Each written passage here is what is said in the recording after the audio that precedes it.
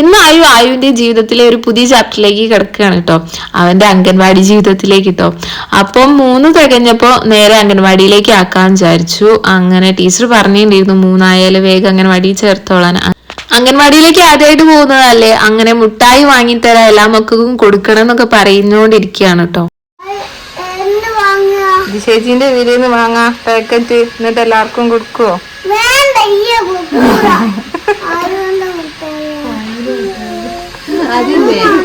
ബലൂണല്ല, മുട്ടായി. ആദ്യമായിട്ട് പോവല്ലേ ആയു?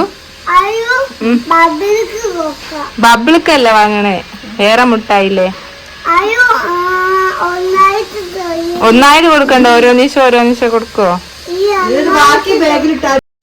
എന്തായാലും മുട്ടായി വാങ്ങാന്ന് വിചാരിച്ചു. കൊടുക്കാതൊക്കെ ടീച്ചറെ അടുത്തെത്തുമ്പോൾ എന്തായാലും സ്വഭാവം മാറും അറിയില്ല. അതുകൊണ്ട് പിന്നെ എല്ലാവർക്കും ടാറ്റയൊക്കെ പറഞ്ഞ് ഉമ്മയൊക്കെ കൊടുത്ത് നേരെ ഇറങ്ങിയിട്ടുണ്ടായിരുന്നു കേട്ടോ. ഞാൻ പ്രതീക്ഷിച്ചില്ല അവിടെ നിൽക്കുമോ എന്നുള്ള കാര്യമൊന്നും. ഫസ്റ്റ് ഡേ ആയതുകൊണ്ട് അതിന് എന്താ സംഭവം എന്ന് അതിനും വലുതായിട്ട് അറിയൊന്നുമില്ല കേട്ടോ.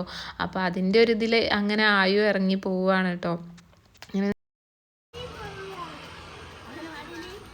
ആയു അംഗൻവാടി പോവാണ്.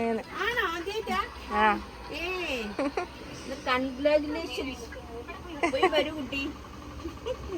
അങ്ങനെ അംഗൻവാടിയിലെത്തിയപ്പോൾ നേരെ ആയി നടന്നു നീങ്ങുന്നത് സ്ലൈഡറിൻ്റെ ഉള്ളിലേക്കൊക്കെ കേട്ടോ. അപ്പം ഞാൻ പറഞ്ഞു ടീച്ചറെ കണ്ടിട്ടാണ് അതിൻ്റെ ഉള്ളിലൊക്കെ കയറേണ്ടത് എന്നാണ് പറഞ്ഞത് എന്നൊക്കെ പറഞ്ഞു കഴിഞ്ഞ് ഞാൻ അകത്തേക്ക് കയറ്റി കൊണ്ടുപോകണം. പക്ഷേ എങ്കിലും ചെരുപ്പൊക്കെ ഊരി വെച്ചിട്ടോ അതിൻ്റെ ഉള്ളിലേക്ക് പോകാനുള്ള ത്വരയായിരുന്നു കേട്ടോ. അങ്ങനെയൊക്കെ ഞാൻ അകത്ത് കയറ്റി ഞാൻ കുറച്ച് നേരം അവിടെ നിൽക്കേണ്ടിയൊക്കെ വന്നു കേട്ടോ. അപ്പോൾ ഫസ്റ്റ് ഡേ ആയതിനോട് ടീച്ചർ എന്താ പറയുക അധികം ഇതാക്കിയില്ല. ഞാനവിടെ അതിൻ്റെ കൂടെ കുറേ നേരം നിന്നിട്ടുണ്ടായിരുന്നു. പിന്നെ ആയു ബാഗിൽ നിന്ന് മുട്ടായിയൊക്കെ എടുത്ത് എല്ലാവർക്കും കൊടുക്കാനുള്ള ഇതൊക്കെ ഉണ്ടായിരുന്നു കേട്ടോ. പിന്നെ അവിടെ കുത്തിരുന്ന് ഫുഡൊക്കെ കഴിച്ചിട്ടുണ്ടായിരുന്നു. അവിടെ നിന്ന് രാവിലെ കൊഴുക്കട്ടയൊക്കെ ആയിരുന്നു. അങ്ങനെ ടീച്ചർ കൊടുക്കുന്നുണ്ട്, പാലൊന്നും കുടിച്ചില്ല. മുട്ടായിയൊക്കെ എല്ലാവർക്കും കൊടുക്കുന്നുണ്ട് കേട്ടോ. അപ്പോൾ ഫോട്ടോ എടുക്കാൻ വേണ്ടി ഞാൻ ചിരിച്ചൊക്കെ നിന്ന് കൊടുക്കുന്നുണ്ട്. കുഴപ്പമൊന്നുമില്ലായിരുന്നു ഫസ്റ്റ് ഡേ. പിന്നെ ടീച്ചർ പുറത്തേക്കൊക്കെ കൊണ്ടുപോയിട്ടുണ്ടായിരുന്നു സ്ലൈഡറിൻ്റെ ഉള്ളിൽ കയറാനൊക്കെ വേണ്ടിയിട്ട്.